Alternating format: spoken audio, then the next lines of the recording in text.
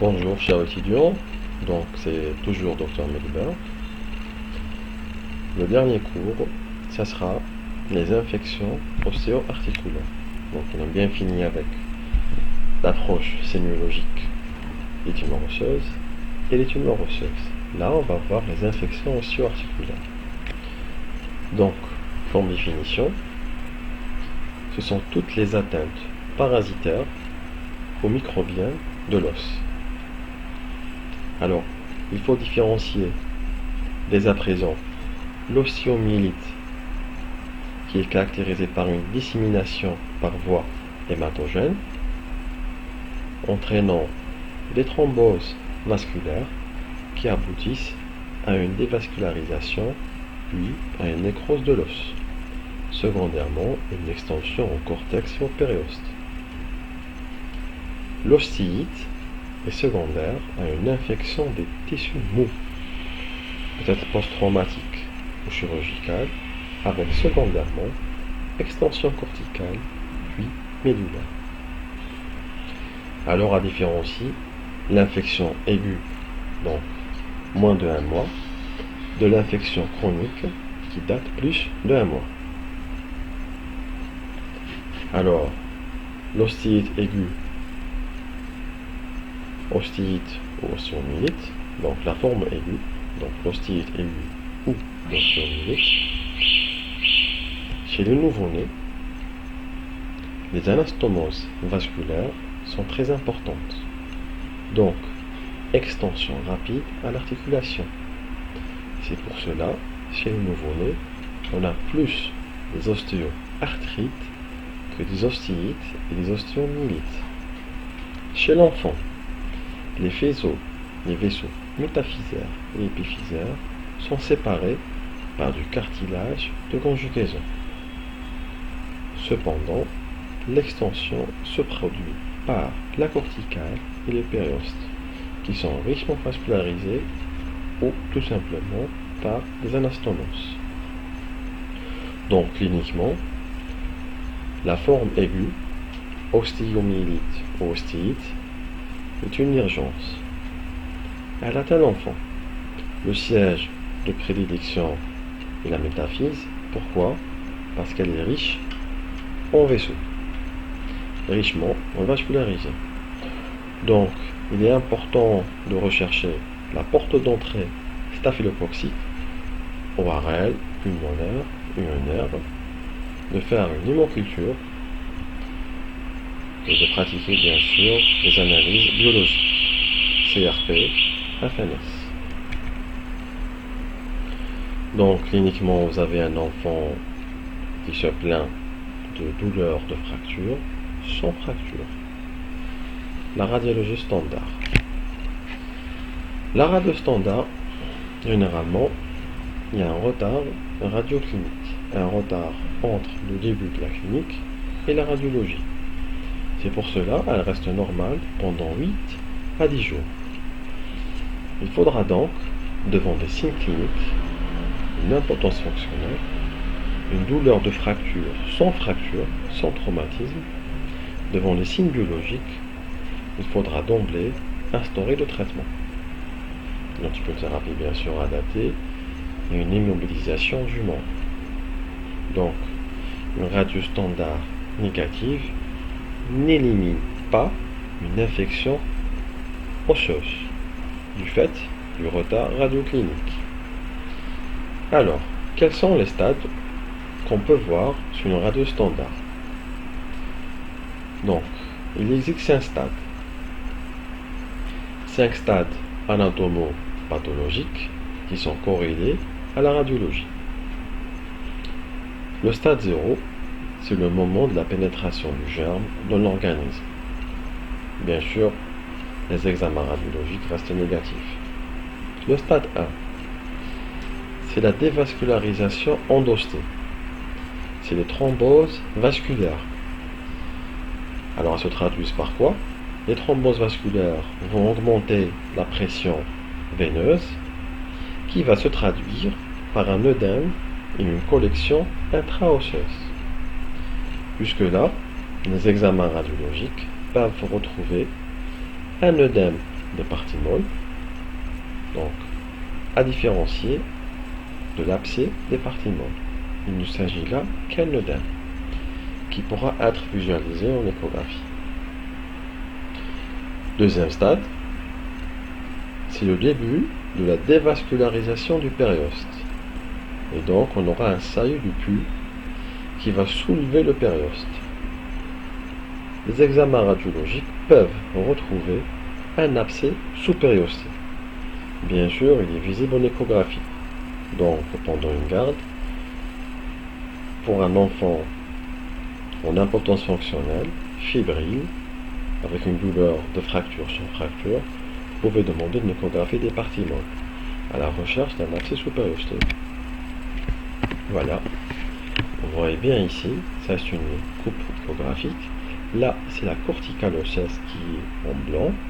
Et ce qui est en noir, juste au-dessus, c'est l'abcès sous-périosté. Le stade 3, c'est la fin de la dévascularisation périostée. Donc là, on aura une extension de l'abcès aux parties molles. Donc il ne sera pas limité à la partie sous-périostée. L'abcès va s'étendre aux parties molles. Donc toujours à différencier de l'œdème des parties molles. L'œdème des parties molles se traduit par une densification des parties molles, peut être visualisé en IRM. Là, c'est un abcès sous-périosté. C'est un abcès des parties molles. C'est une collection remplie de pus. Le stade 4, c'est le stade de la nécrose osseuse et la possibilité d'évoluer vers la chronicité. Donc la radio va rechercher le séquestre. Alors là, on va voir les signes radiologiques. Donc le stade 1. Donc au début, il existe un épicissement ou un refoulement des parties molles avec densification, un refoulement des fascias graisseux. Il s'agit du stade 1. Il s'agit du stade de l'œdème des parties molles. Signe précoce apparaissant dès le 3e jour, la structure osseuse est normale. Stade 2, l'échographie des parties molles permet la visualisation d'un abcès sous-périosté et bien sûr le décollement du périoste que vous voyez sur cette image. Le stade 3, c'est le début des remaniements osseux. Donc, les remaniements osseux existent par inflammation du tissu conjonctif. Et on aura une déminéralisation osseuse.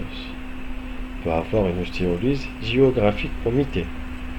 La crème plus ou moins confluente est invariable.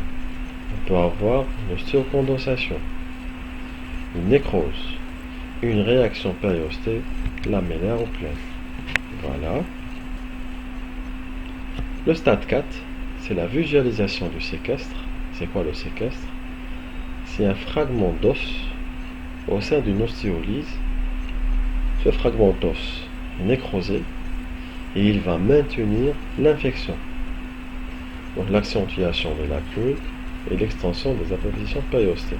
Là, vous pouvez voir un abcès des parties molles, l'abcès des parties molles. Là, vous voyez une lacune.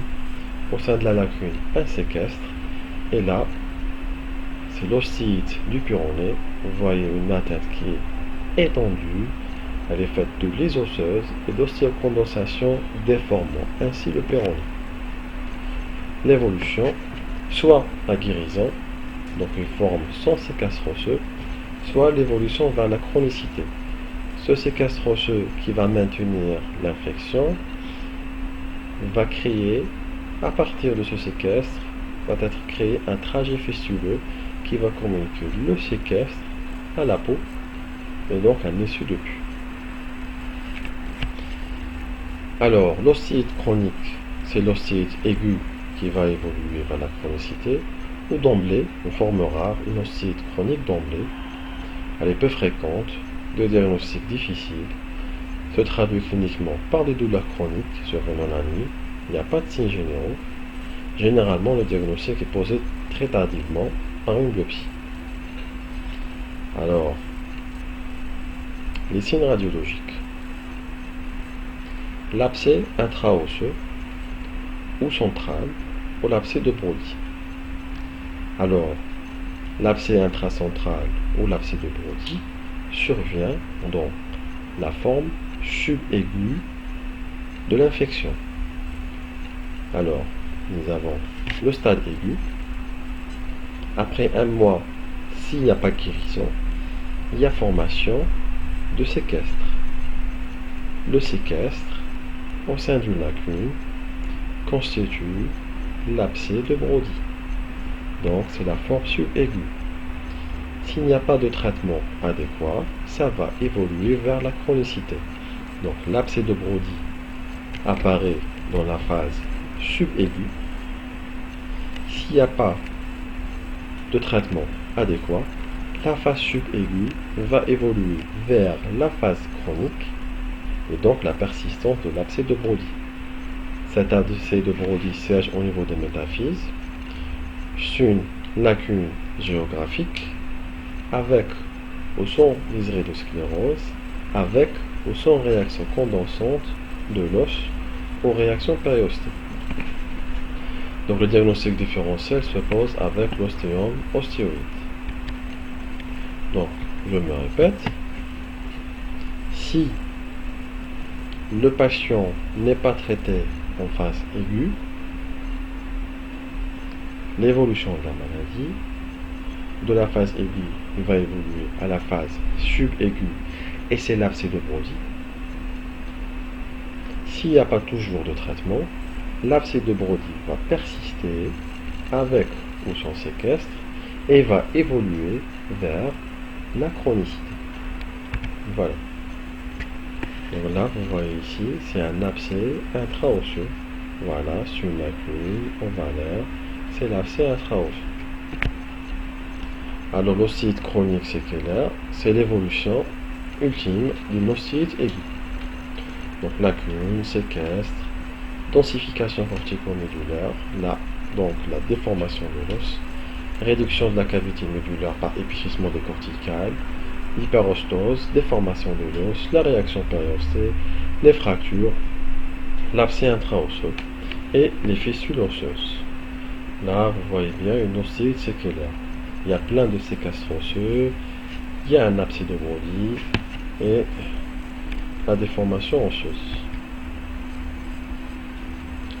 Donc voilà, l'ostite subaiguë se manifeste par des douleurs osseuses, d'installation progressive, donc siège au niveau des olons, en région des physaires, métaphysaires et épiphysaires. C'est les lacunes et les condensations, les calcifications, l'érection périostée, l'atteinte des parthimones, et vous ajoutez ici l'abcès de Brody.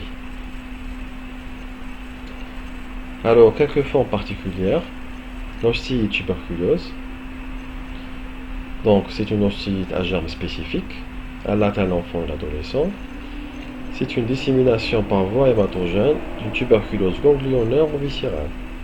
L'évolution est très lente, il n'y a pas de signes infectieux, il y a des signes d'imprégnation tuberculeuse.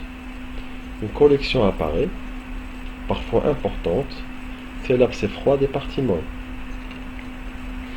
Il s'agit d'une lésion très destructrice, pouvant franchir le cartilage de croissance et envahir l'articulation, évoluant rapidement vers l'ostéoarthrite. Tous les os peuvent être atteints. Deuxième ostite spécifique, c'est l'ostite parasitaire, iconococose, hydatose, qui est la plus fréquente. La localisation osseuse est rare, peut siéger au niveau du rachis, des olons, du bassin du crâne. L'évolution est similaire à celle d'une tumeur à malignité locale du fait des récidives.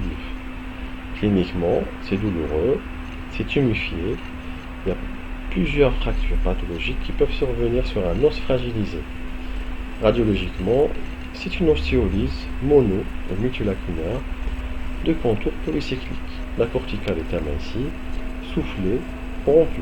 Il s'agit d'un processus lent. Parfois, les débris kystiques calcifiés sont visibles. Élément important, il n'y a pas de réaction périostée.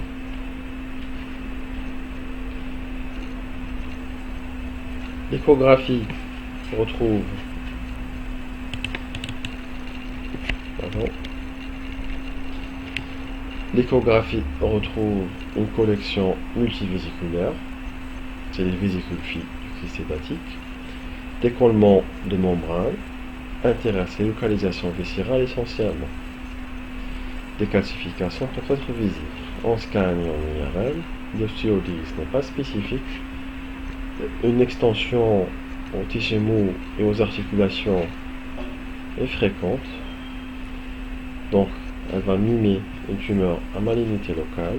L'aspect peut être kystique, voilà, multivésiculaire, celui d'un abcès à paroi épaisse ou un aspect pseudotumoral.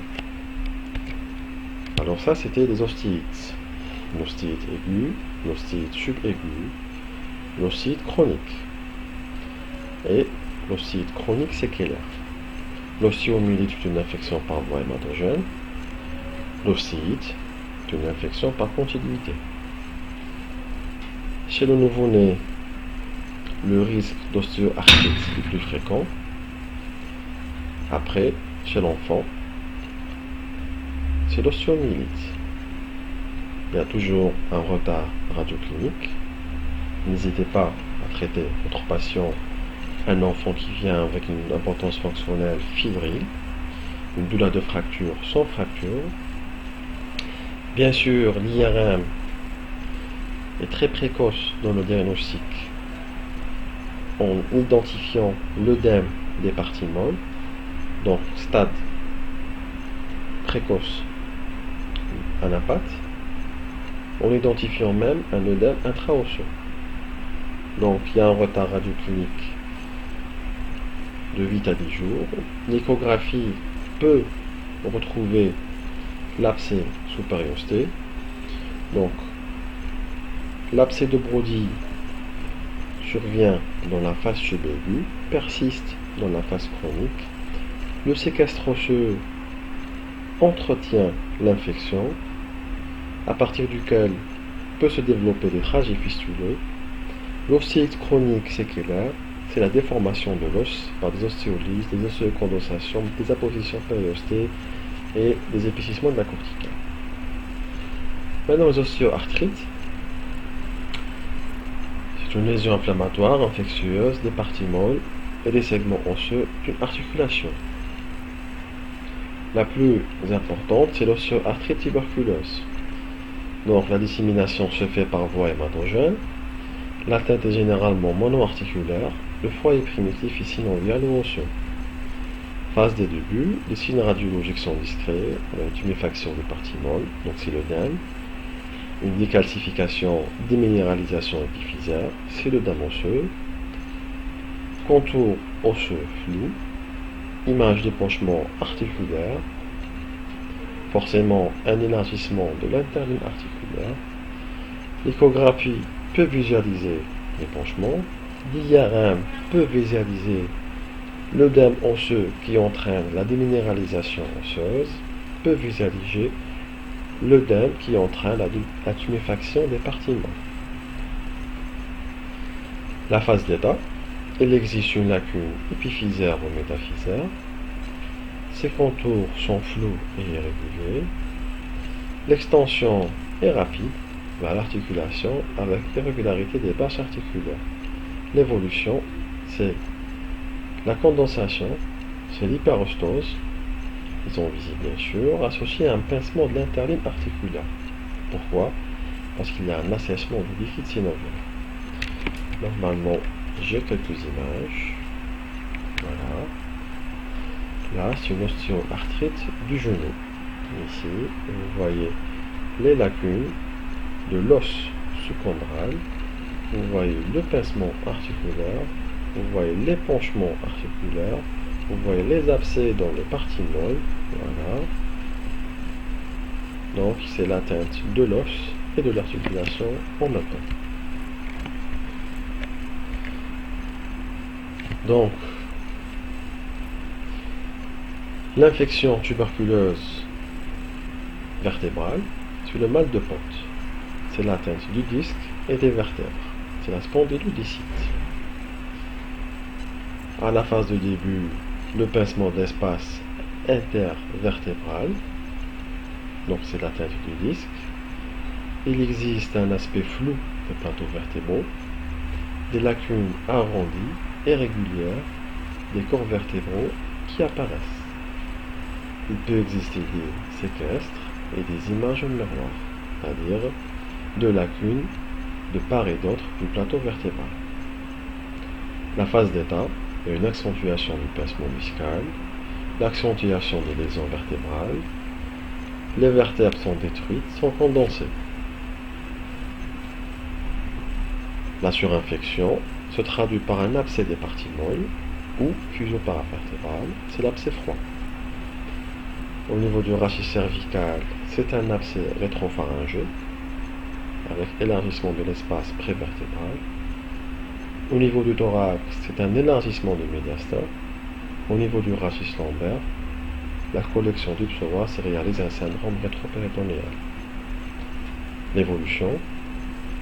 Les lésions évoluent vers le tassement vertébral, entraînent l'angulation et la gibbosité. Des phénomènes de reconstruction sont visibles tels que les ostéophytes. Alors là, sur une lacune centro-osseuse, l'extension vers les plateaux vertébraux, l'atteinte de part et d'autre des plateaux vertébraux, et là, c'est l'érosion osseuse, la destruction osseuse, c'est le tassement des vertèbres et l'extension en partie molle. Alors, bien sûr qu'on peut avoir des ostéoarthrites non tuberculeuses, surtout à staphylocoque et à méningocoque. Donc là, il s'agit d'une ostéoarthrite dont la destruction, bien sûr, beaucoup moindre que celle de la tuberculose. Il existe une tuméfaction des parties molles avec épanchement articulaire à la phase de début et une déminéralisation osseuse. À la phase d'état, c'est des micro-lacunes, donc c'est des géodes épiphysaires mal limitées avec pincement de l'interline articulaire. Les contours sont flous. L'évolution, c'est l'apparition rapide d'images de reconstruction osseuse, une réaction condensante qui comble les lacunes. Alors d'autres techniques d'imagerie. L'imagerie isotopique utilisée dans le diagnostic des ostéoarthrites précoces. C'est la scintigraphie optique Nissen 99 au gallium ou par des leucocytes marqués. Tomographie par émission de positons ou de PET scan, donc par injection de 18-FDG, qui est un métabolite du glucose auquel il se substitue au cours de la glycogénèse et se fixe sur les régions hypermétaboliques. Le PET scan, il s'agit d'appareils dits hybrides, Ascension PET scan et TDN, qui peut faire un diagnostic précoce sur les lésions. Voilà nos images. Donc là, vous voyez bien l'atteinte du disque, qui est normalement en noir, là qui est en blanc, et l'atteinte de vertèbres de part et d'autre. Là, vous voyez bien une tuméfaction du muscle psoas par de multiples collections. Il s'agit là de l'abcès froid. Là, vous voyez bien un tassement de plusieurs vertèbres qui va entraîner une angulation et donc une gibbosité vertébrale. Donc là, quelques points à retenir. Enfant avec douleur osseuse. Donc, impotence fonctionnelle fibrile, c'est immobilisation et traitement. L'échographie peu coûteuse, non irradiante, répétitive à la recherche de l'abcès sous-périosté, du décollement sous-périosté précoce. Radiographie standard, retard radioclinique, mais utile pour le suivi radiologique. Imagerie en coupe, surtout IRM, à la recherche de l'édème osseux, qui est précoce, à la recherche de l'édème des parties molles, qui est très précoce. Voilà, je serai ravi pour répondre à vos questions sur le forum. Bon courage!